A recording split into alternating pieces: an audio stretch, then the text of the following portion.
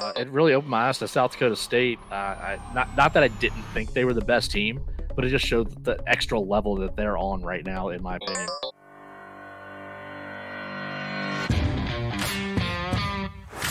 Welcome to the official podcast of FCS Fans Nation with your hosts Kyler Neal, Matthew Frazee, and Jamie Williams.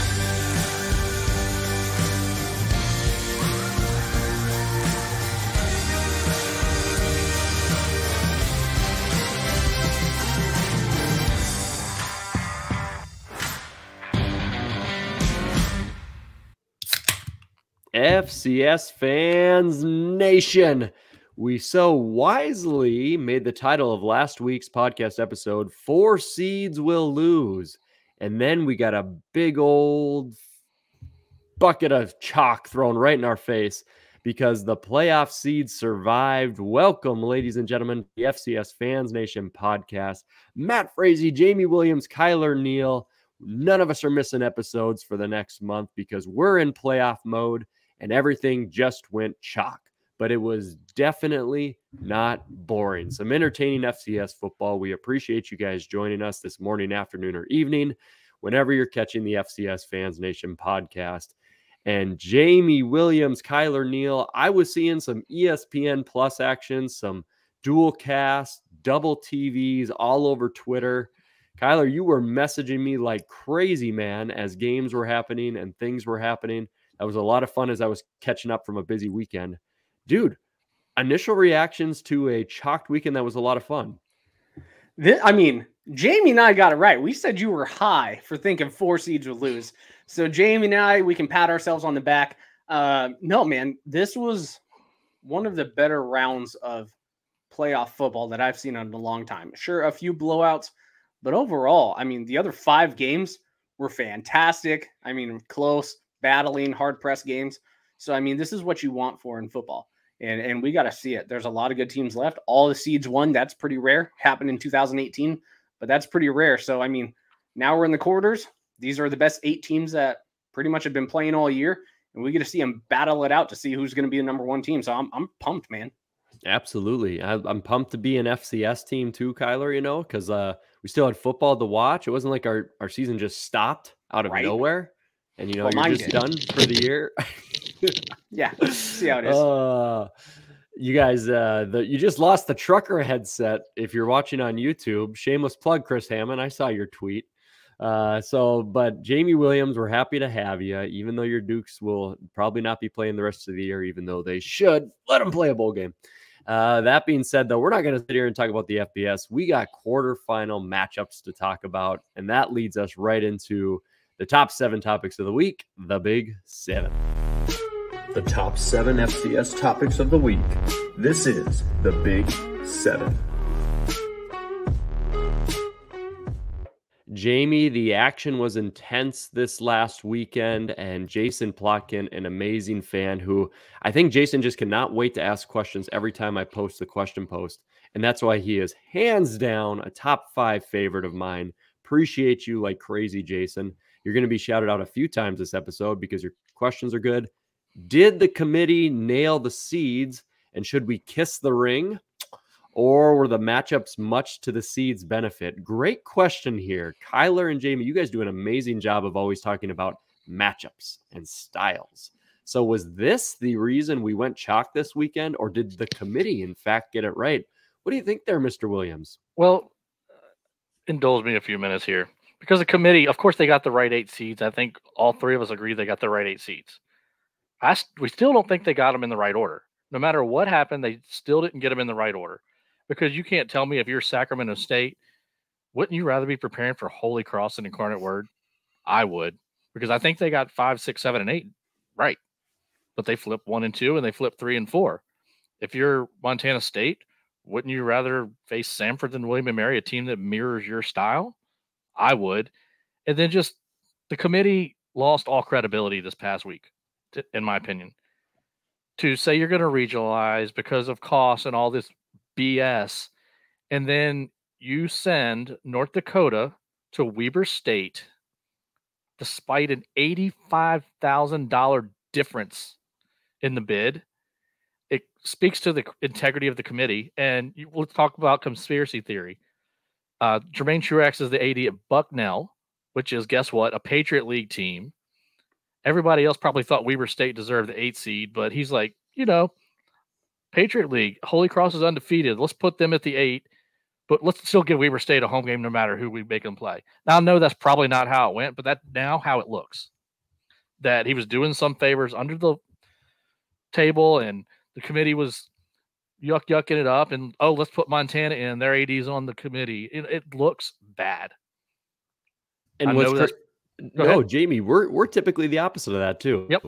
I mean, this podcast for 5 years, we're in season 6, has defended the committee religiously outside of 1 or 2 outliers. And man, this now I just don't even know what to say. I mean, it's shocking. It does stink. They still got 22 or 23 of the 24 teams right. I think they missed the alignment. I think just with the news that's come out, it leaves a really bad stain on the committee, and I don't like it. And it just seemed like a bunch of BS and lip service when they actually asked about it. They got caught, and the reasoning was just bad. The bids have always been the deciding factor from what I've always heard. Especially, I mean, if it's close within a little, $5-10 grand, sure. But $85,000, that is absolutely ridiculous. North Dakota should be absolutely pissed. But what do? You go play where they tell you to play. I mean, Montana shouldn't apologize for getting in. We don't think they should have gotten in, but hey, that's not their fault. They got in. And maybe they should have been the ones playing Idaho. They're still, like, they could have really regionalized that. Why the hell did Idaho have to go all the way to Southeastern when they could have gone to Weber State? Yeah, start there. You said it right, Jamie. And to answer Jason's question directly, I think you'll mostly find agreement in terms of we think they did nail the teams that should be seeded for the most part. Mm-hmm. It really is the order. And you already said some great points there, Jamie, but I want to really bounce off of Montana State, which I think Montana State undoubtedly should have been ranked higher than North Dakota State. And when you think about what will Montana State prepare for if they win this weekend, to go to Brookings to South Dakota State, the big heavy hitter, right? Like that's the team. Good luck, right? Or if they're the 3 where we thought they should be, they might have to travel to Sac State. And they are, that is much less of a scary matchup as most rational people would think. Kyler, talk to me about the matchups this weekend. We kind of nailed the committee a bit, of course, bounce into that, but the matchups, you always want to talk about those. Was that a benefit to the seeds for Styles? Well, before I talk about that, let me just kind of piggyback on some of the things you said. Always Montana State was going to go to Brookings, because we were all thinking, well, you guys and most people, Sac State was going to be the 1 seed. So no matter what, they were always going to go to Brookings. NDSU was always going to go to Sac State. I mean, that's how we all thought it was. Unfortunately, it just switched. And now it's, Montana State probably has to play a tougher matchup in William & Mary than Sanford, but Sanford has looked really good. So maybe it's not. I mean, we'll have to wait and see. But I think the committee picked the 24 correct teams. It is what it is. Seedings, I think they were off a little bit. But, yeah, I mean, I thought that they definitely Holy Cross deserved a seed. I know the big argument was Weber versus Holy Cross, but Holy Cross had 3 more Division I wins. I said that last week. I said it the week before. You can't jump that gap. It's too big of a gap. Even if we all think, and I think we all think this, Weber State is better than Holy Cross. It doesn't mean you deserve a seed over Holy Cross. A 3-win gap is still a 3-win Division I gap. It's too tough to overcome. But I mean, the 8 seeds won. I think they were not all of them got favorable matchups. Some of them actually had a pretty tough road. I mean, the only one that probably got favorable matchups were William & Mary. And I mean, anyone who Holy Cross is playing is not a favorable matchup. They did their thing and they beat the crap out of New Hampshire, who, looked shaky this year, but they were going to be a playoff team no matter what. But I mean, there was a lot of just good teams in the second round that were going against each other. And yeah, some people had a tougher matchup than others, but nothing too crazy outside of Montana State having to play Weber. That was a little ridiculous, but made sense regionality. You always knew it was going to happen. Jamie pointed that out when we were picking our selection. So you may not like it, but that was going to happen. The Idaho, Southeastern game, that was crazy. But yeah, I think the committee nailed the correct 8 teams. there's a little bit of mixtures on where we thought they should be seated. But I still think the semifinals, all the teams who are going to travel to those places are still traveling to those places. So I really don't care. It definitely was a fun matchup weekend, that's for sure. When you have Samford and Southeastern Louisiana with high raid, big offenses, Furman be able to keep up tempo with Incarnate Word, and then you got Lindsey Scott throwing the ball everywhere. That was fun. Richmond and Sacramento State, two balanced type of teams going at each other. In a freaking monsoon. In a monsoon. I mean, it's not like just because it went chalk does not mean that like the Seeds just dominated. And you can just look at the scores in a lot of the games. Most of the games were pretty close all the way through, outside of one or two outliers. So speaking of games that were good, and speaking of that monsoon, JD Williams, we now move into Thumper's question here from Jackrabbit Illustrated Podcast. He may be on the B team, but he's on the A team in our hearts.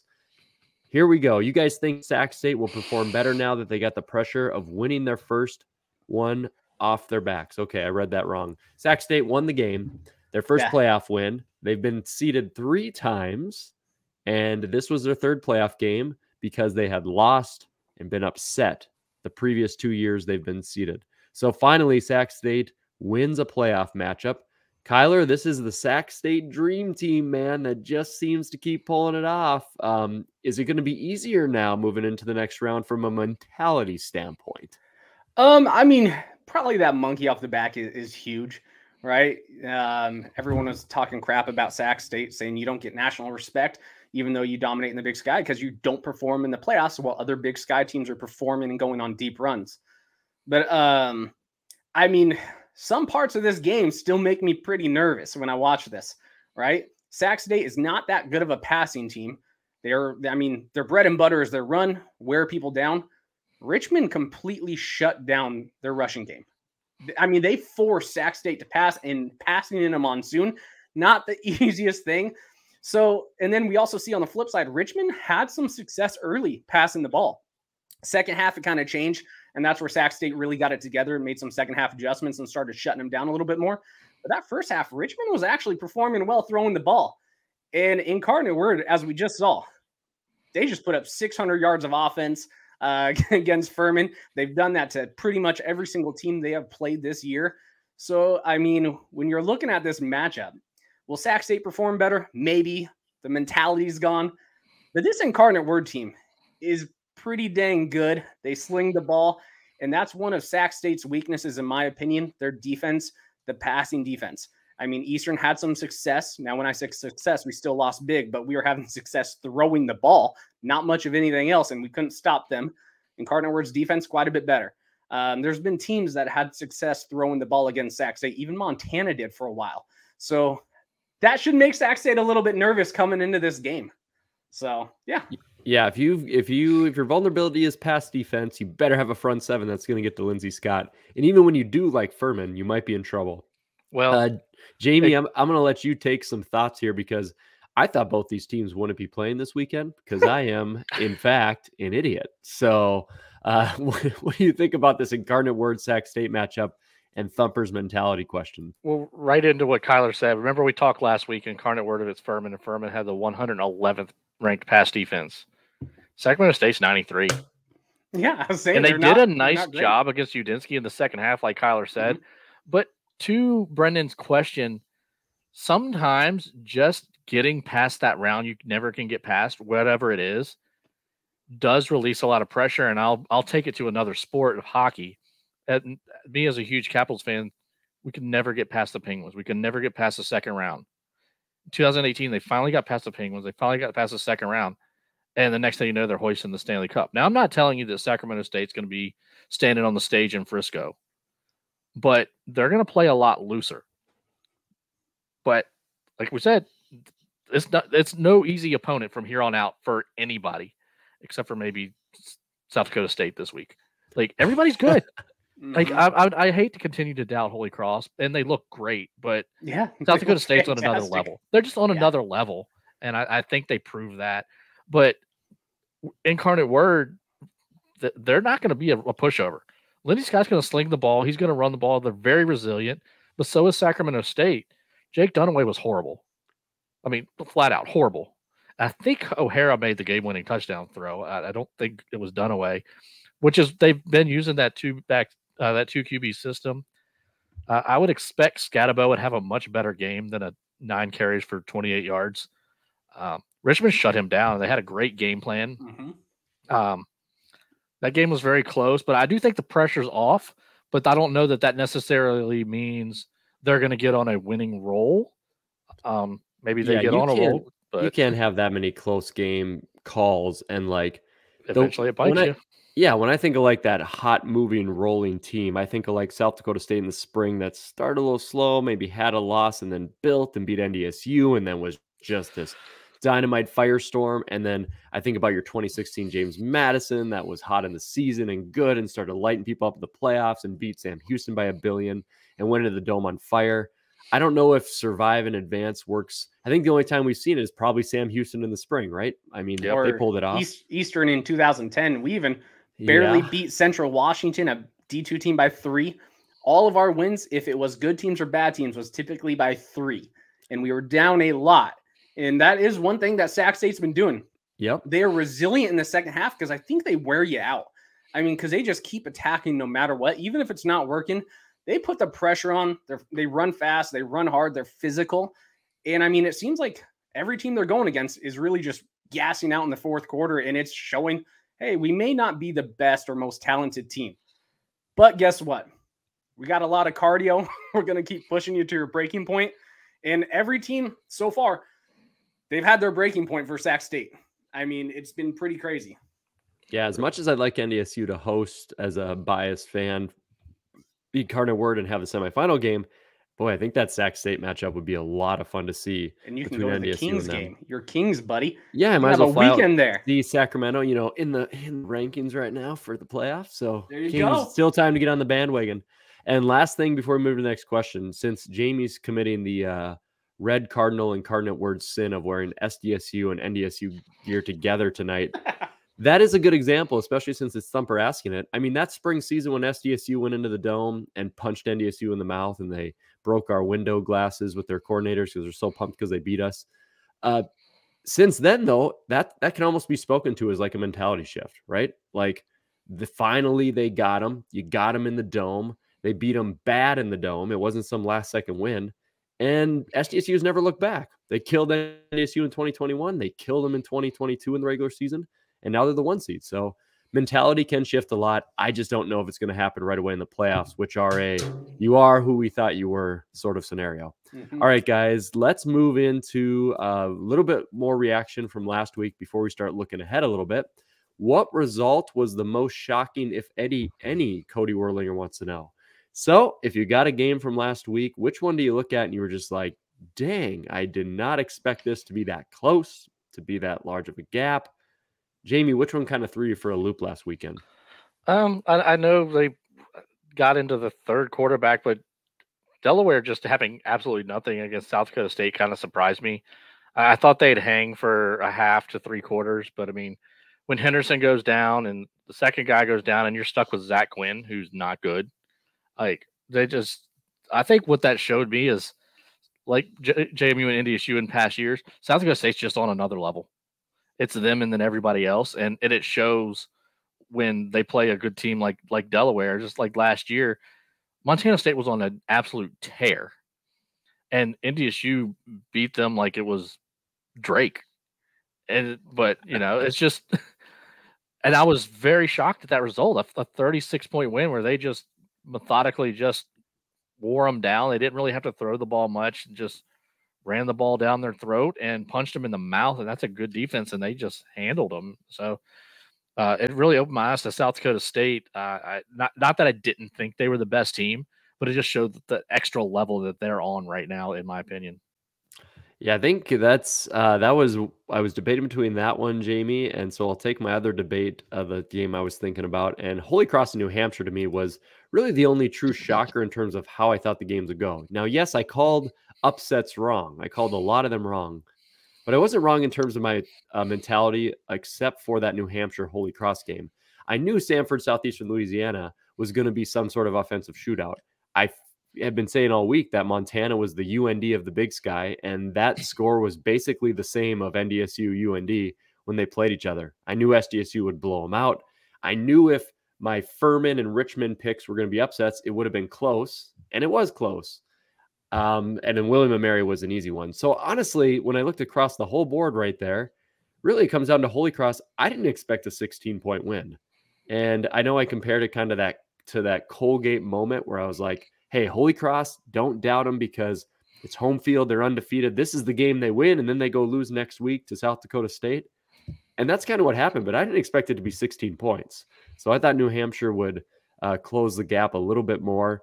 So I'm very impressed by Holy Cross with that win. I almost wish they weren't going to South Dakota State and going somewhere else because it's hard for me to lean for them for a victory. But that would definitely be the most shocking one for me. Mr. Neal, anything that shocked you, or are you completely content with what happened? Yeah, most things kind of happened how I thought they would. I even said last week, I think Delaware was going to get murdered. I mean, they weren't good at the back half of their season at all.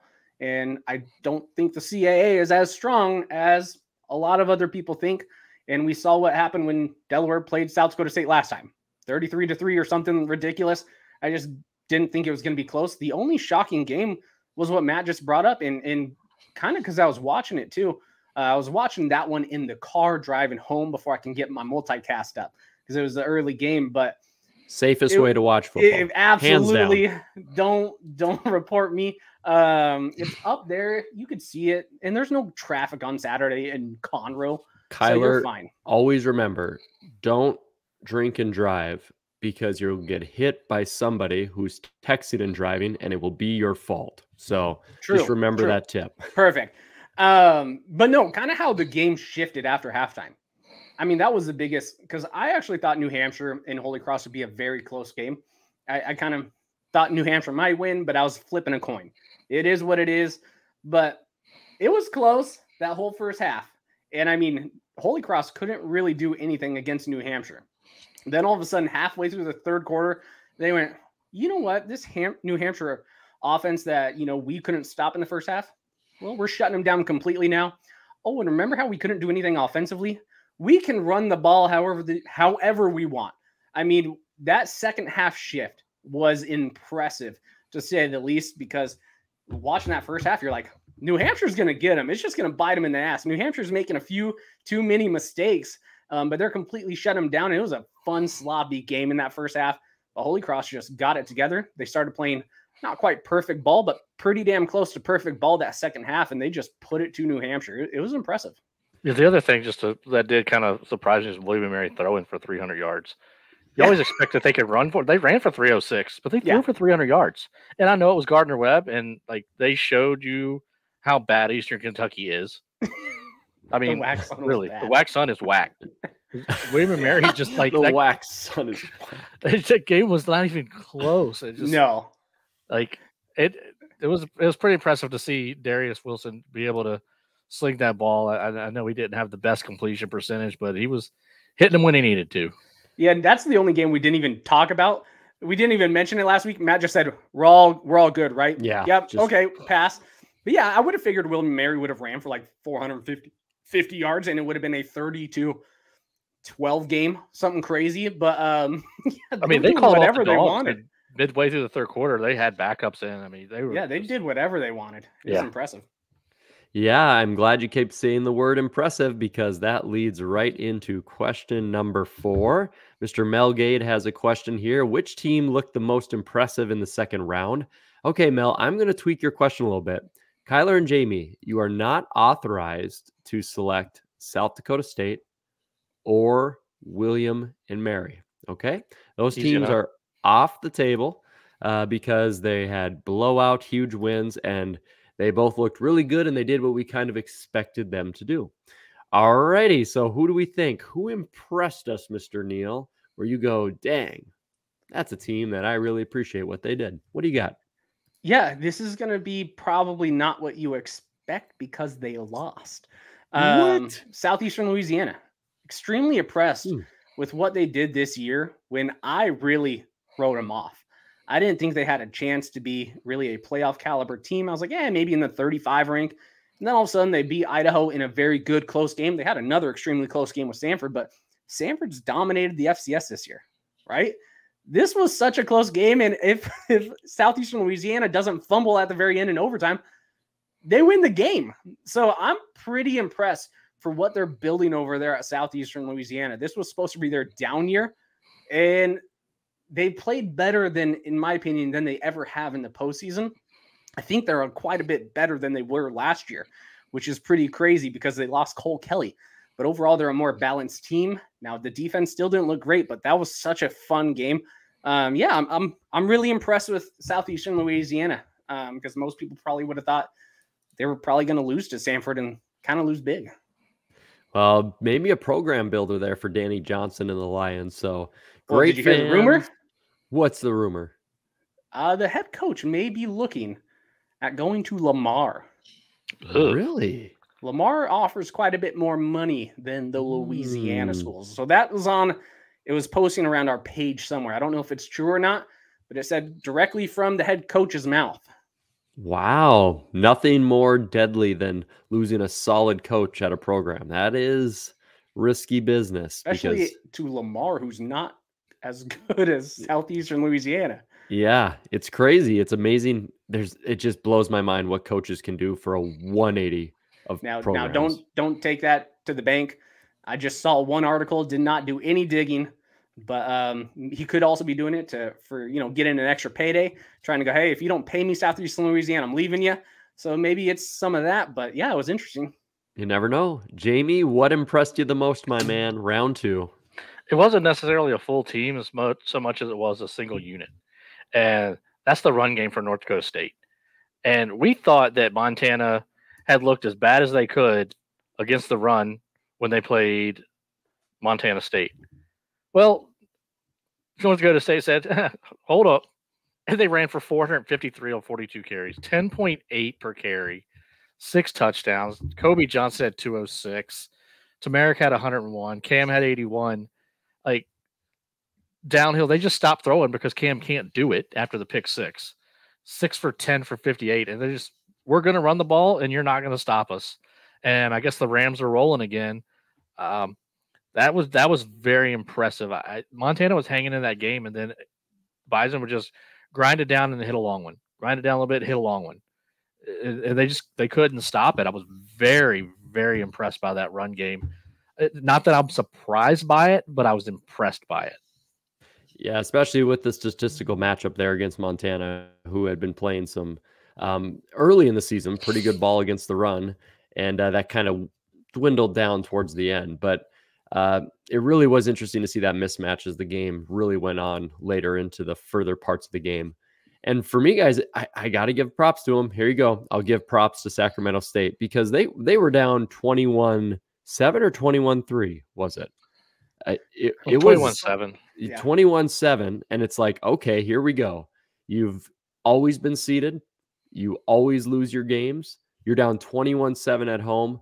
Rinse, wash, repeat. Here we go, Sac State. You're going to let everybody down again. And to have that mental resiliency to come back, go back and forth the third quarter, back and forth the fourth quarter, and then finish it off with a victory. I got to give props to the Hornets right there. That's not an easy thing to do when, especially everybody's expecting that to happen to you. Yeah. I mean they everybody shut down Richmond in the second half. They did. They shut them down. Made adjustments, made tweaks, and now what is everybody else doing? They're picking Sac State to lose again this weekend. I'm doing the bracket challenge, and everybody's got Incarnate Word. Few got Sac State, but Incarnate Word's a huge pick for people to upset Sac State again. So the mental resiliency for them to overcome that hurdle back from our previous question, very impressive to me. So good job to the Rams and mental resiliency and even some teams that lost. Pretty impressive showing all around, and it was a fun round of football. All right, guys, we just talked about Incarnate Word a little bit. Let's dive into them a little deeper. Question 5 of our Big 7 here. Jason Plotkin brings us another great one and asks, what does the University of Incarnate Word result on the field speak to as far as their head coaching situation? So we all know now that the head coach of Incarnate Word is moving on up to the FBS ranks. Can certainly be a distraction and has been in the past. Rare thing, he is actually coaching the rest of the way through the playoff run, so that's pretty cool. Jamie, you dealt with this with Mike Houston, myself with, the Craig Bowles and Chris Kleiman scenarios. So what do you think do you think this is going to play some effects, and is this going to harm them at all going into Sac State? I think if it was going to harm them, it would have harmed them this past week because that's when all the news was breaking. But it seems like the coach was still in and getting the team ready alongside of talking, with Texas State. So GJ Kinney, welcome to the Sun Belt. Well, you're not going to win it. So just FYI, hopefully he can take that team to their first bowl game or something. But I don't think it hurt them. They came out and played the kind of game you kind of expect, a back and forth close game with Furman. So I think that it's going to be behind them this week. They're going to have a good week of prep, and they're going to fly out to Sacramento and see what happens. I don't think if Sacramento State wins that game, even if they do by 2 scores, that it's a factor because Kenny's leaving. I think it would just be because Sacramento State was a better team. Our team didn't handle it very well when Mike left, and there was, some things behind the scenes that went down that, it's an excuse. Well, they lost the game, and that didn't help. But I think that Incarnate Word's kind of put it behind them. Kenny's going to coach them out until he's done. He's going to get on to the new job. I think that's okay because you got to strike when the iron's hot. And if he'd asked them to wait, they're not going to, because they've got to find their guy. And he was their guy, and they got the win. So good for them. Yeah, I tend to lean that players still want to win, And if you've had a really great season and you've got hope on the horizon, I don't see how players and other staff and boosters and fans and others are just going to be like, oh, darn. And they're just going to come to the game and be like, well, the coach is leaving. You're going to give up everything you've had all season. James Madison that year probably had some other issues throughout the year within locker room and other things because they weren't that good of a team that season. And they were good enough based off talent to get in the playoffs and all that scenario, but they had struggled a lot in a lot of different games in different ways. Incarnate Word's had a really, really good year, and they have played so well, gotten to this point after everybody doubted them in the beginning. I don't know if the head coach leaving is going to affect them that much. Kyler, do you see it differently? You think this could actually throw a loop in their plans? I think there was probably a little bit of distraction this week leading up, but I also don't think that's why they had some of their uncharacteristic mistakes this game. Kyler, I have a question for you quick. Yeah. Did they really lose anybody in the portal when they lost their last coach? I didn't see some sort of man overboard scenario. Cameron Ward. Right. You lost Cameron Ward, but you got Lindsey Scott, and right. The rest of the team and the other pieces. It's almost like I'd have to look back. I don't remember. They've kind of been through lost. So I'm not sure, but I think they had some uncharacteristic mistakes, but I also think that's maybe nerves of the first game of the playoffs of the year, right? They seem like they are willing to play for their coach. Like we just said, he's actually staying to finish the postseason. That's not the most common thing. Normally a team wants you gone so you can help with recruiting, especially with the portal going how it is right now. You want to be there setting up the team for the next year.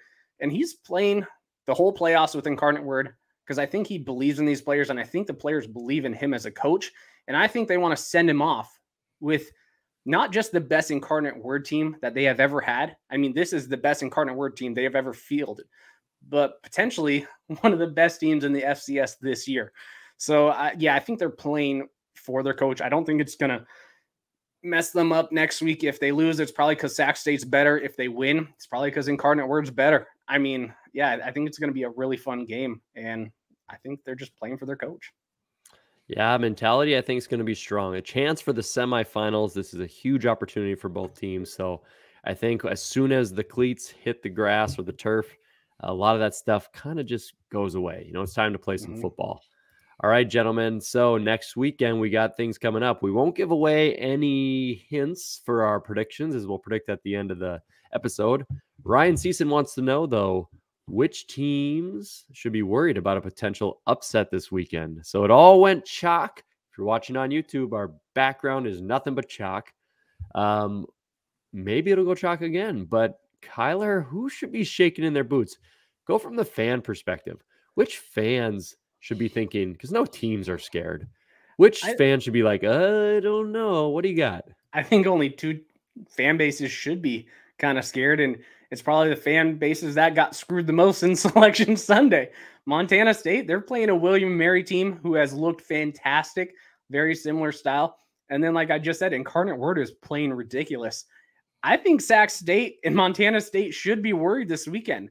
Outside of the Dakotas, I think they got the more favorable matchups in the playoffs, where, Montana State already had to play the best non-seed, and now they're playing the CAA champs. That's pretty brutal. And then, Sac State had to play a really tough Richmond team who was fighting for the CAA championship the last week against William & Mary. And then Incarnate Word, who outside of one game has looked fairly unstoppable. So I think both of those teams, fan bases, should be on upset alert. Maybe, don't put all the bets out yet. We'll have to wait to see who we pick. But Dakota boys, sleep safe, sleep happy. The other guys, you should be a little worried.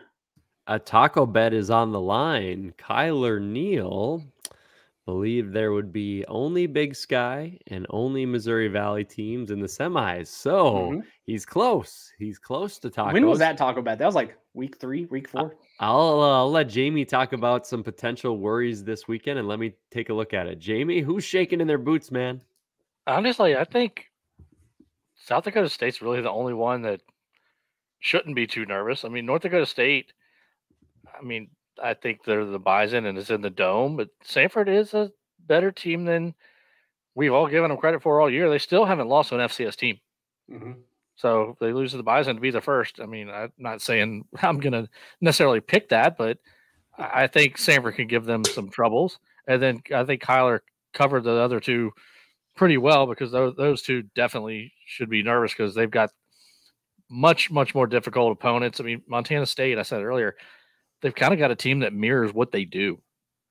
They play a lot of different formations and all that, and they don't necessarily always stop the ball that well. So, this could get into one of those games that gets a pretty high score where the last team with the ball wins. And, we talked about it last week with the Furman matchup with Sac State being in the 90s pass defense, and Lindsey Scott, the dude can make a completion for a touchdown, falling backwards and just flicking the ball, and it just it is perfect on the run.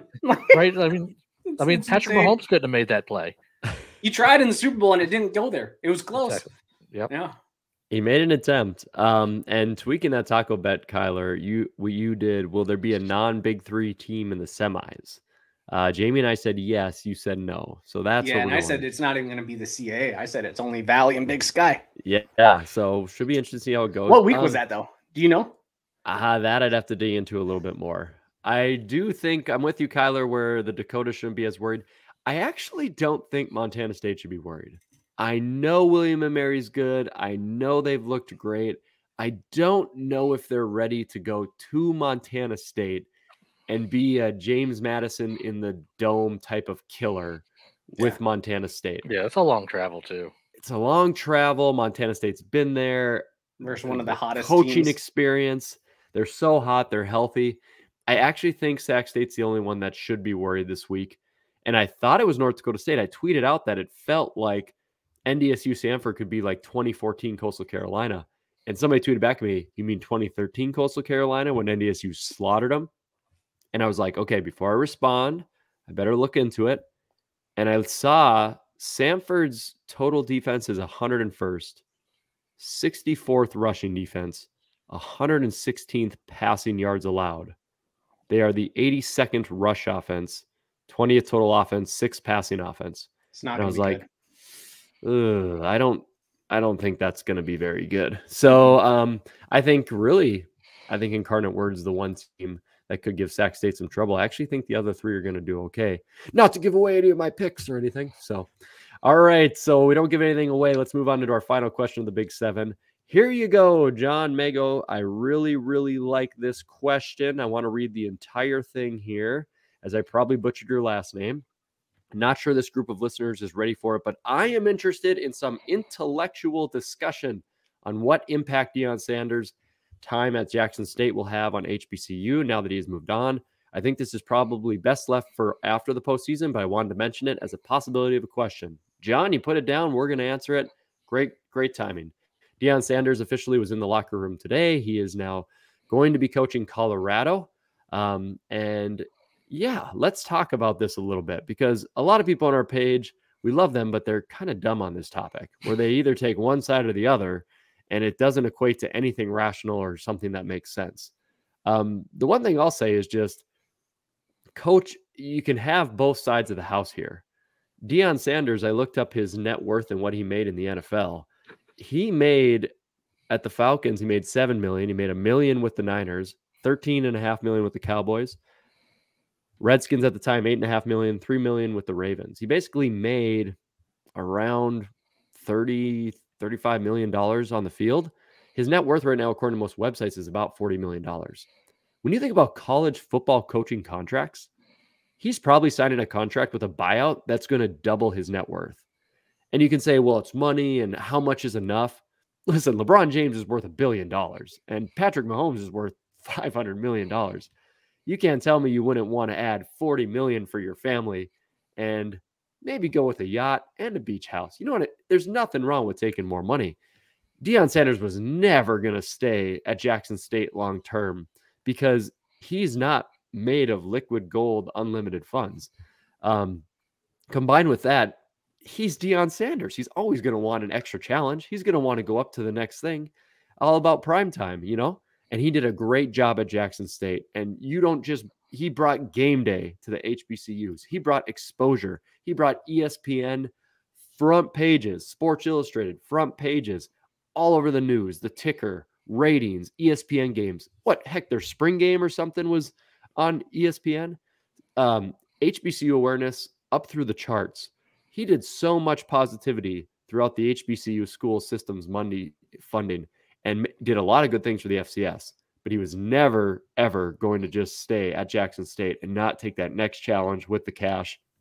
And yeah, I think they're going to be positive with the negative, and we'll see where it goes from there. So, Kyler, some appreciation for Deion, or what do you think about his time there? Well, he ain't SWAC. No, Eddie Robinson Jr. Take a bow, Eddie Robinson. You can take Here's it. going to be a few trolling points, and then I'm going to do tons of praise. One of my trolling points that I made in the off season was, I don't know if Deion thought the SWAC wasn't FBS to begin with. And I actually think I still kind of think that's the case when he signed up for it. He was shooting for bowl games. He wanted New Year's Six, Heisman, all of this stuff. You see the crowds are better than the MAC. They're better than the Sun Belt. They're better than this. I actually still wasn't sure. And I don't know for sure if when he signed this job, he wasn't aware that FCS and FBS was a big difference or where the SWAC was. So that's what I'm going to say. But now all of the other positives. Listen, he changed the game in how you can recruit kids.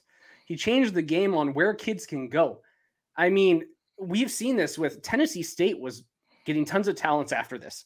Now we're seeing NFL coaches come down, or NFL players come down to the FCS level, earn their stake up recruiting. Campbell's recruiting's been insane. Tennessee State's recruiting's been insane. Overall, we've changed the game where, guess what? You're the number one overall player. You don't have to go to Alabama. You can go where you want to go. And I mean, he brought in Travis Hunter, and that's kind of what Travis said. They're like, you're paying him. He's like, no, I'm just a man and I can make my own decisions on where I want to play. That stuff Deion did that no other FCS coach could ever do. And he changed the culture. He brought more eyes than we can ever imagine.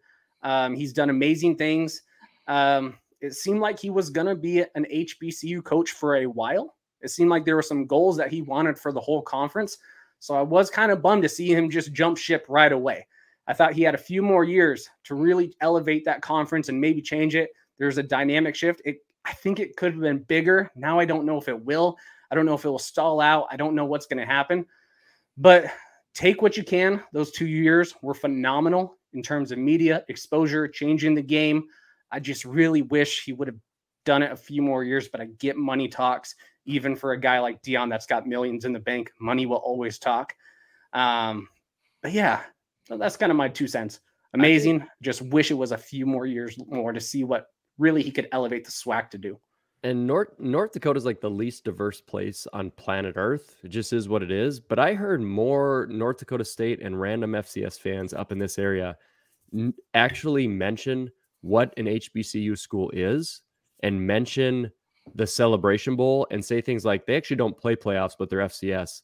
And until Deion Sanders, I didn't hear those things. Like, no joke. Like, people up here just did not know the culture of HBCU, the history, the background. Like, I didn't either Deion growing up in Sanders- Washington. There was Yeah, none. I've heard of Grambling, Alcorn, but I didn't know what it Never heard of was. Nope. And when you think about that impact actually on society, to have people like the random white dude like myself up in North Dakota learn 1,000 new things about HBCU schools, and then you want to learn even more because of somebody like Deion Sanders is down there, that just helps everybody. Amazing. So that's a huge, huge impact that can't be understated. And I really saw that shift of random Bison fans talking because of Deion Sanders. And that is a good thing. That's a good thing. Jamie, a chance here to talk about Mr. D Prime Time before we roll into the quick hits, my man. Yeah, I mean, I've said it a bunch of like, the one batted baseball that I've gotten in my life at a game was hit by Deion Sanders. And that's just a cool fact.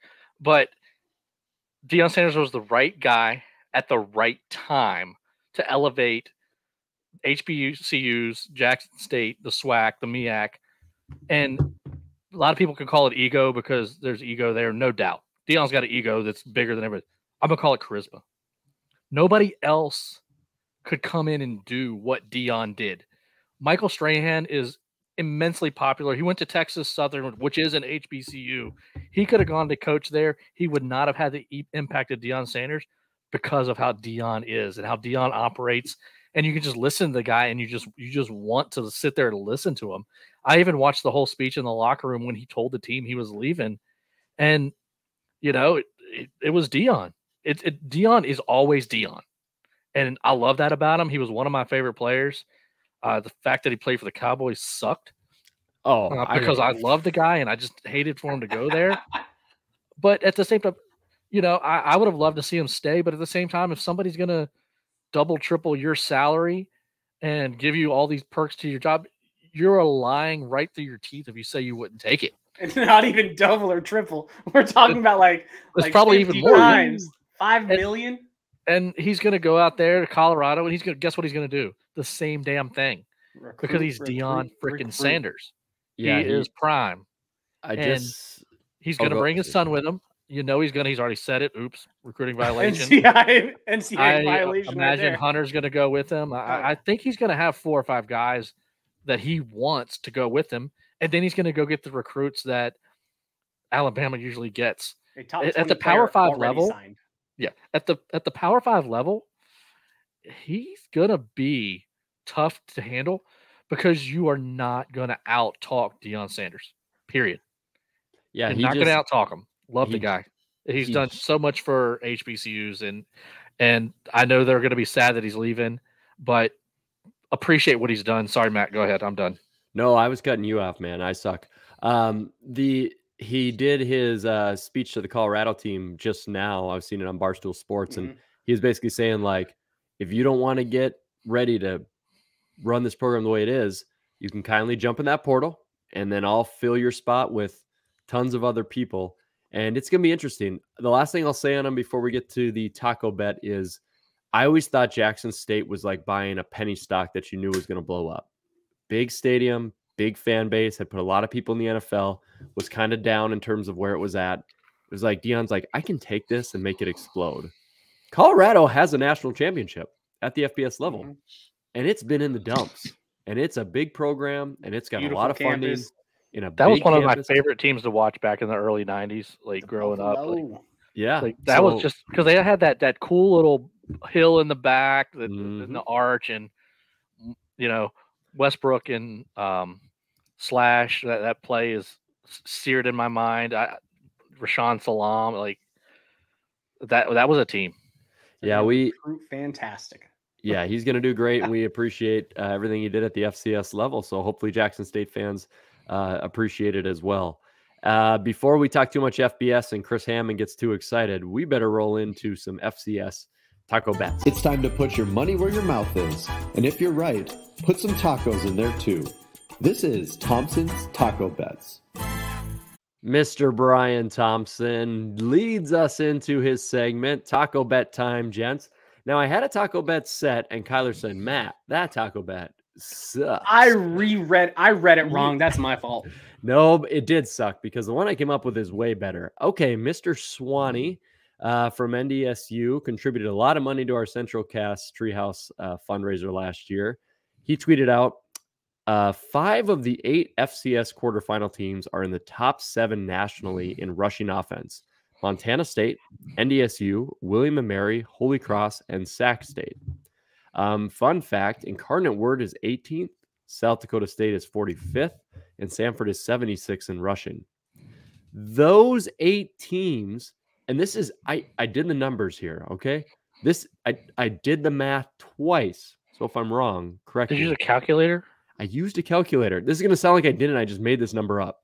Those 8 teams had rushed for 2,200 yards on the dot in round 2. Now, those teams combined average 1,868 rushing yards per game. Those 8 teams combined. So, Kyler Neal and Jamie Williams with teams that can run the ball. I offer you a taco bet of over and under 2,000 rushing yards combined from all 8 teams in these games in the quarterfinals. They average 1,868 combined. They went for 2,200 last weekend. So a little bit in the middle, close. Will these teams combined go over or under 2,000 rushing yards? I will buy you a 6-pack and a pound, which is Taco John's, or I think it's Taco John's. Yeah. If you actually pick the push and nail it. Jamie, what do you think, man? Over or under 2,000 rushing yards? I'll just give you a hint. I think NDSU is going to get you at least to 450 to 500 of them. So what do you think? Well, at 2,000 yards for 8 teams, that's 250 yards a team. So if you think somebody's going to get 150, somebody else has to get 350. So, and looking at the rush defenses, they're ranked 1, 20, 29, 42, 44, 49, 36, 64. I think the rush defenses are just good enough to keep it under, although I think 2 or 3 teams will rush for over 300 yards. I also think there'll be a couple of teams like Holy Cross that'll rush for under 100. So I'm going to go under. And I think they're going to be under their season average as well. Under the season averages. Okay, So the defense might step up here in the quarters. Kyler, we going to have a rushing blitzkrieg here or what? Matt, you got your calculator handy? I got it right here. We'll pull her up. I'm going to throw out some numbers for you. It's still saved on there. Look. It's still saved. I'm going to throw out some numbers for you. So Samford's going to rush 112. Okay. North Dakota State is going to rush 275. Oh, they better throw the ball. I think it's just going to be easy peasy. Second half, not going to really do much. William & Mary, Montana State is going to rush for 700 total. Okay. Ooh, so just put that on there. Incarnate Word, 156. Okay. Sac State, 212. Okay. Holy Cross, 76. Okay. South Dakota State, 196. You got them all? Yep. What's that at? 1,727 yards. Taking the over and screenshot that. That is what is going to happen identically. You're taking the under, you mean? Taking the under. Did I say over? Taking the under. You got excited, but yeah, you're taking the under. Okay. My bad. 1,700 and whatever. That's what I'm taking. You're both taking the under. Okay. Well, Holy Cross is the only one getting stuffed. And South Dakota State's going to run for a lot. And NDSU is going to run for a lot. And Montana State with a William & Mary, they're going to run for a lot. Back and forth on each other. And then Sacramento State's going to do their thing. And they're going to run for a lot. And Incarnate Word's going to break out some of those runs too. Oh, baby. We might hit that 2,200 on the dot again. Over. We're definitely going over. And even if I thought it was under, there's no way in heck we're going to do a taco bet where everyone just, I don't know, buys tacos and nothing happens. Buy your own taco. Doing the over. But I actually have to thank Kyler. My previous one did suck. But what didn't suck was the suggestion. Let me read this off. The suggested taco bet came from one of the best questions I've ever seen in my life. The suggested taco bet was, since the podcast set the over-under on seeded teams losing at 3.5 last week, I'll make a taco bet that at least 4 seeded teams lose this week. Cody Chatham's. Cody, well done. That was some good trolling, and touche, my man. And that's what I thought the taco bet was, and Matt just didn't read it close enough. So I was like, bro, there's definitely going to be 4 seeded teams losing. Yeah. We need to change that up. But I misread Matt. He actually put in a number. So. We made it work. That's okay. So, all right, gents. What always works at the end of this podcast is quick hit questions. Just because your question is answered quickly doesn't mean we don't care. These are the quick hit questions of the week. All right, gentlemen, time to get all the questions in. We will answer every question from our fans, and that's what makes this podcast so super special. So, of course, we want to start out with Mr. Jason Plotkin, who's already dropped a few great ones. Jamie, and Kyler, these first 3 questions, they're all going to be Deion Sanders, HBCU, so these will be fun. How much will the head coaching situation at Jackson State impact them in the Celebration Bowl? That's what Mr. Plotkin wants to know, Jamie. Again, another head coach turnover thing.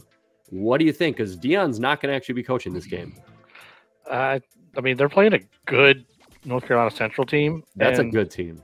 Southern played them much better this time than last time. Without Prime, I guarantee you tomorrow on Monday, Shedeur Sanders is going to be in the portal. He's not going to play either. North Carolina Central wins the Celebration Bowl where otherwise they wouldn't.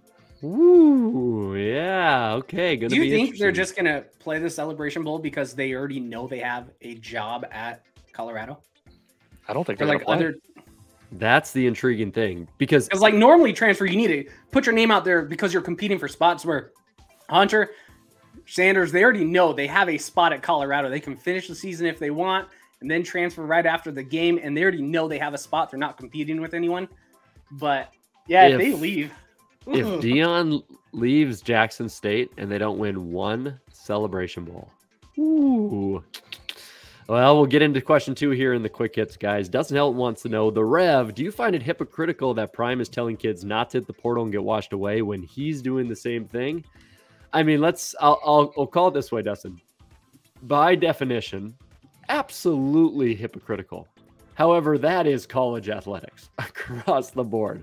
Because when a flag goes your way in a game, you're like, listen, the refs are calling it both sides. It is what it is. When it doesn't go your way, the game is a complete crapshoot. And coaches are going to say, this is where I've always wanted to be when they get hired, and thank you on their way out to the big paycheck. It's a constant turnover of hypocrisy. And people hate certain products because of certain reasons, and then they use their iPhones, which are built in other countries. And America is just a capitalistic, hypothetical bunch of crap. We're all hypocrites, and we just eat food and drink beer. So yeah, I don't think it's hypocritical, though, because Deion knew what he was going to get. He knows where he's going. There's no guarantee that when these kids, other than a couple, hit the portal, that they're going to find something else better. So I don't think it's that hypocritical. I took the message for what it was. I get how you can read it that way, but he's kind of, he's already said, I got 4 or 5 of you I'm going to talk to, which means I want you to come with me. But everybody should hit the portal because Prime's gone, because you're definitely not all going to Colorado. And there's nothing to say that you're going to find something that's going to suit you better. So don't just hit the portal because he's gone. I don't think it's hypocritical. I think it was solid advice. But yeah, I mean, sure, like what you said, Matt, the full nature of it, sure. But this specific discussion, I don't think was. Yeah, well, it'll be interesting to see if his same tactics work in the Power 5. I think they're going to be just fine. Last Deion question here for you, Kyler. Who ain't SWAC if Deion ain't SWAC? How hard is Eddie Robinson Jr. laughing now? Scott Quinento wants to know. Kyler, you said it earlier. Eddie Robinson Jr., is he having a good time with this? Oh, 100%. He's having a fantastic time. I think a lot of the SWAC coaches are having a fantastic time with this right now. They're going, yes, we're going to be able to win some titles here real soon. So, yep, absolutely. Yeah, it can't be understated that we can all talk about how great it is for HBCUs and for SWAC and for the exposure. But like, if you're a fan not of Jackson State, it's like, thanks, Deion, but you're definitely happy he's gone. Like, you want to win. You don't want Jackson State to dominate for 10 years. All right, guys. Cody Werlinger with a question: some of these teams losing their starting QBs to injury this past weekend, which team would be most impacted if they lost their quarterback this coming weekend in the game? Okay. I'll just ask you. We all know this, right? Yeah, it's we Lindsey know this Scott, one. right? Don't say anything else. Yeah, Lindsey Scott for sure. Half the other teams have 2 quarterbacks. Like, it is what it is. The other half aren't good quarterbacks. NDSU would be better off if they could lose Cam. Oh, Jamie with the shot. Yeah, Lindsey Scott for sure, hands down. Next question, please. Yeah, Lindsey Scott. All right, Lindsey Scott, Walter Payton Award winner. We'll see. Andrew Markham wants to know, would you rather be a school that is a coaching pipeline for the FBS or have a coach who sticks around for 10 years? Interesting. I guess from the Bison perspective, I'll take the pipeline if you keep making good internal hires. If you give me internal hires who are going to keep the culture and maintain what my program is about, and every 3-4 years they leave, but I keep kind of getting a new twist of what I've had, I'm okay with that over somebody who's just there for 10 years. And I don't know. You could go the SDSU route, though, and just have a long-term success. I've seen both at my school.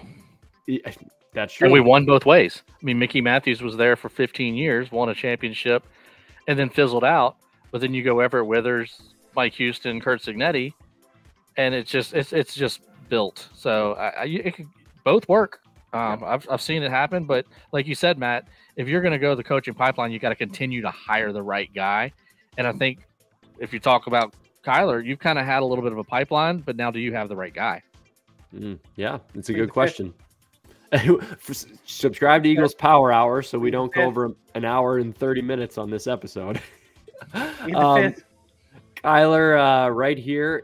Brandon Anderson, great question. If not the front row, where do you think the best seat in a football stadium are besides Rainbow Road, which is the row we'll be in Frisco, in Toyota Stadium in January? Besides that, what's the best seat from the house to watch a game? I actually don't like the front row. I always like the 200 section. That's always small with your private bathrooms, better restaurants, not a lot of lines, a little, foo-foo for me. But normally, like in an NFL stadium, give me that 200 level where it's, get your own private elevator, all of that type of crap. It's a little more expensive than normally the section 100, but it's worth it. You don't have to wait for a 45-minute line to take a piss. From a sightline angle, do you prefer sitting down the side or in the end zone? Corners. I think corners are solid, to be honest. So if it's a college football game, yeah, they're like the 50 or an actual corner. Not quite right on the end zone like, Matt really loves, but a nice corner sliver. I like the end those zone are the tickets that I are always open. Yeah, I like the end zone because I can see the play develop, but I don't like the end zone because you can't exactly tell where the spot is. Yeah. And when it gets to the other end, it's tougher. So yeah, it's a lot of give and take no matter what you get. But yeah, I mean, hey, inside the stadium, if I'm there, I'm cool. Yeah, best seats I've ever had, real quick, were in Frisco. We were at the 30-yard line, like 21 rows up, and I think that was pretty cool. You're up high enough, and you're in the middle of the field. You could really see everything. Yeah, the which is nice. 30 to like the 5 is legit. Dustin Perman, guys, says, should the playoffs be trimmed to 8 schools? Well, we got 8 seeds, right, Dustin? I think most of us here, and I'll answer quickly for Dustin, do think that 24 is too much. And there's kind of proof in the pudding, if you're just trying to crown a champion, that 16 within the FCS is probably where you're going to want to be. You run into issues with auto bids and things, but I did this statistical data on this, and I've tweeted it out a bunch. But going all the way back when you had a 20-team field, you have only had an unseeded team be in the national championship twice. Besides that, it's always been seeded teams in the top 8 at a minimum. They used to only seed 5 of them at that point. And you've always had seeded champions. So you have to go all the way back to 2008 when they only seeded 4 teams for an unseeded champion. Pretty crazy stuff. So maybe a little smaller, but it's only going to get bigger for the future. So just prepare for that. The smoke's already out there. Last 2 here, guys. They're personal questions. We'll answer them all on this podcast. Andrew Markham, best Christmas main dish, side dish, and dessert. All right, everybody gets one. What is the best main dish, Jamie Williams, at a Christmas meal?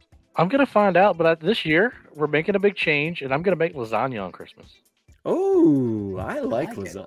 That's my oldest son's favorite food, so Emmett's coming over to your place. Come on, Kyler, Emmett. side dish. What do you think? Is king crab legs a side dish? Because we always do that for Christmas. I think if you've got steak or something next to it, or Yeah, it's some other normally type of like a meat. prime rib and king crab legs. Oh my goodness. Well, I'm So coming to your that's- place. Emmett to Jamie. I'm Come going on to Kyler. down. So that's my Holy side moly. dish. King crab legs, buddy. That's amazing. Dessert, Andrew. Me, I don't know if every family does this, but we always have, like, everybody makes one thing, whether it's the small caramels or the popcorn balls and all this, and it's all on a big tray. So for dessert, a giant tray of everything that could be Christmas.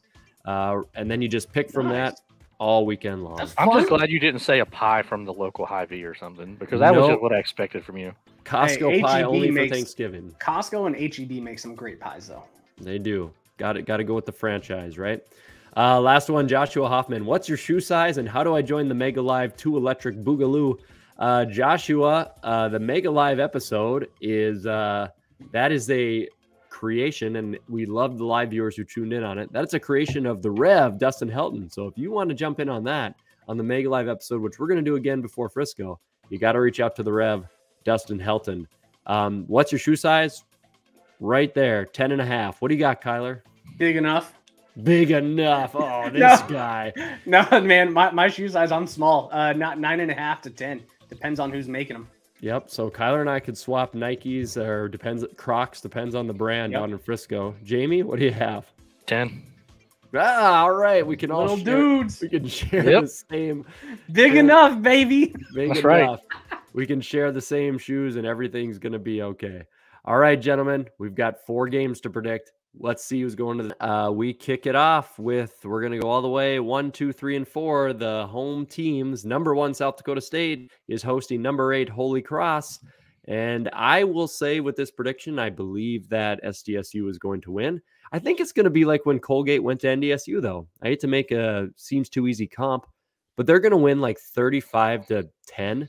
And South Dakota State fans are going to be pissed because they should have won by more, and they'll be mad on Twitter.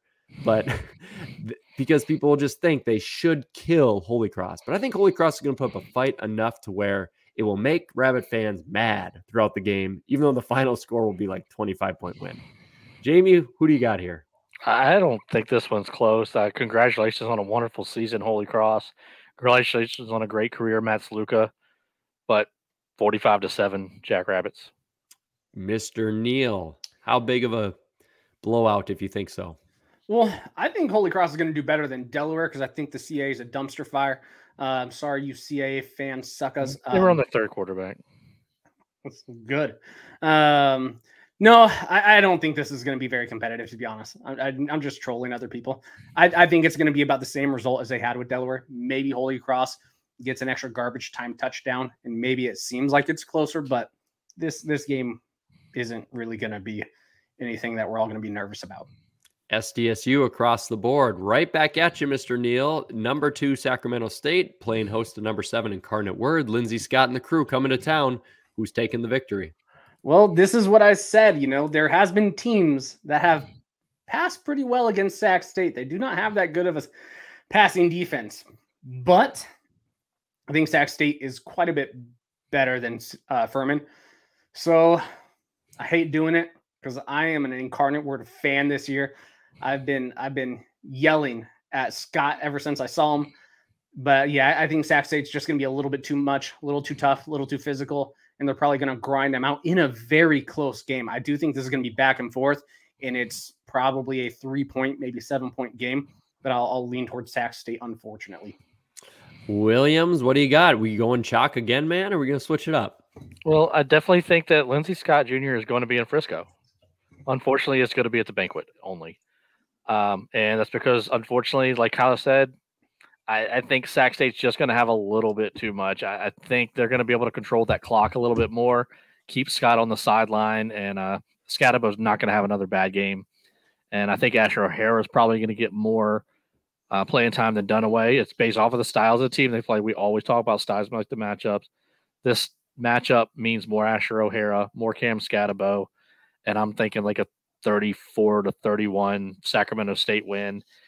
Although I'd love to see Incarnate Word win, but I do want to. I do want to see the Bison on the road, but I'll be rooting for the Word, but will not be upset if Sac State wins either. Yeah, I've got a Christmas party with Allison's side of the house on the 16th, so I'd like to see NDSU on the road too. That way I could, catch the game, also enjoy Christmas with the in-laws. It's kind of a win-win scenario there. But I'm going to make this the most boring game predictions of all time, and I think we're trending that way with 2 picks left. I think Sac State's going to win as well, and I'll take Sac State to win 38-34. All right, gentlemen. NDSU number 3 is hosting number 6 Samford. Jamie Williams, you've doubted them all year. All year. Who do you think's going to win here? I've doubted Samford all year, and I'm not doubting them this week. But as well as they've been playing, they're playing NDSU in the Dome in December. NDSU has the run game working, which Samford, they're very pedestrian against. Samford passes the ball over the place, but guess what? NDSU is number 3 against the pass. I'm going to say Bison win 30-14. Mr. Neal, how's the Herd going to do versus them Bulldogs? This is going to be almost an identical game when Samford played Western Carolina, but flipped with the score. I don't think Samford's going to come in there and do anything impressive. They might put up a little bit more of a fight than Montana just because styles. But yeah, give me 35-12 NDSU. I don't think NDSU fans need to worry at all. I mean, Samford, you just read off the stats. They don't match up well with the Bison. They just don't. Yeah, NDSU's defense has been uncharacteristically kind of random give-ups. Yeah, it's just like it's weird. But so I think Samford can get at least, I'll give them 14 points. I'll give Samford 14. NDSU, though, I think is just going to run. 45-14, because I looked at those. I thought it was going to be more like a 2014 Coastal, like I tweeted. I'm wrong. I think NDSU is going to at will be running that ball on Saturday. Okay, well, maybe we'll see an upset. Here's 4 versus 5. William and Mary traveling to Montana State. I've already given mine away here, guys. I don't think William and Mary is going to compete with Montana State. I only think Montana State wins by 10. So I will go 27-17 Montana State with a victory. Kyler, what do you got? Maybe an upset this podcast? Very similar styles across the board. I mean, they are almost a mirrored image of their team if one mirror was quite a bit uglier. I think William & Mary does everything that Montana State does, just not as effective, not as good, and kind of the stats would probably back that up. Their rushing defense is, 42 ranked? That doesn't bode well for when you're playing Montana State, who I think is quite a bit more effective than William & Mary rushing. So William & Mary, fantastic season. This was awesome. We're hoping you continue to improve through the CA, and I hope you go to Montana State and Bozeman and win. I'm going to be a big Bill and Mary fan, but your season ends probably this weekend. I think Montana State probably does win by 14, 10 to 14 points. Geez, last week, title of the podcast, 4 seeds will lose. And this week, just chalk. 4 seeds will lose again. Yeah, again. Jamie, any chance for you that you are the difference between us all picking the same, all picking the top 4? CAA. So Kyler was just talking about the stats, right? So Montana State, number 2 rushing offense. William & Mary's number 3. Yeah, by about 60 different yards per game. Yards per rush, Montana State's number 1, William & Mary's number 2. Yeah, again, 60 yards a game difference. William & Mary is, 27th in red zone efficiency. Montana State's 46. Because they don't get to the red zone. Actually, Montana State is number 1 in red zone opportunities. Oh, nice. They've been in the red zone more than any team in the country. Nice. William & Mary's 17th. Nice. On defense, 44 to 36 ranking. Third down. William & Mary's 4th third down defense. Montana State's 27th. William & Mary takes the ball away a lot better. No, they don't. But William & Mary's they actually don't. I had that backwards. So I've just thought about a lot of numbers, and I'm just going to go with my power ranking here. because I don't want it to be 12 picks the same. So we're going to have a tough game with a lot of run. One of us. And I'm going to stick with my former conference mate, William and Mary, is going to come in there. They're going to win 41-40 because they're probably going to play a similar game. And Mike London is a championship coach. He's won a championship before. He's been here. He's done it. He's going to do it again. Dang. Thank you for saving the podcast. So if you've stuck with us this long, finally, at least made it interesting here at the end. So it doesn't San State's going 20-0 in their last home games. Yeah. Matt Bernhardt is about to post that on the page as soon as he listens to this podcast. It'll be there in the morning. All streaks must end. It will when they go to SDSU. It's fine. Oh, man. Well, this was an enjoyable time, gentlemen, as it always is on the FCS Fans Nation podcast. I thank everybody for tuning in, as always. Just a little bit of shout out here, guys. We will be in Frisco soon. We'll have our semifinal podcast next weekend on Sunday. Actually, we typically don't do that. We typically, whether or after the semifinals, no, we will have one more episode next week. Yes, we typically don't do an episode after the semis. We do one after New Year's to prep for Frisco. We do a live sort of stream down in Frisco, and then we have a finale episode after that. So there's not much time left in the FCS Fans Nation season. So make sure so you can catch all our content. You subscribe to us on Apple Podcasts, Spotify if you're listening on there. YouTube, of course, is a big one as we're about to eclipse 1,500 subscribers. We really appreciate your guys' support. It means a lot. It helps keep things going and for us to provide really good content for you. So, ladies and gentlemen, prep everything. Jump in the semis because that's where people are trying to head to. And we really appreciate you listening to the FCS Fans Nation podcast. Catch us next week. Thank you for listening to the FCS Fans Nation podcast. Make sure to like and subscribe to this podcast on your preferred listening platform, whether it's Apple, Spotify, Google, or even YouTube. And make sure to follow our FCS Fans Nation social media pages on Facebook, Twitter, and Instagram. Thank you for listening to the premier podcast for FCS football. Boom. Matt, I know you've been at drill, so you might not forgot that. It's all 8 seeds playing, bud. 4 of them are going to lose. Math was never my strong suit.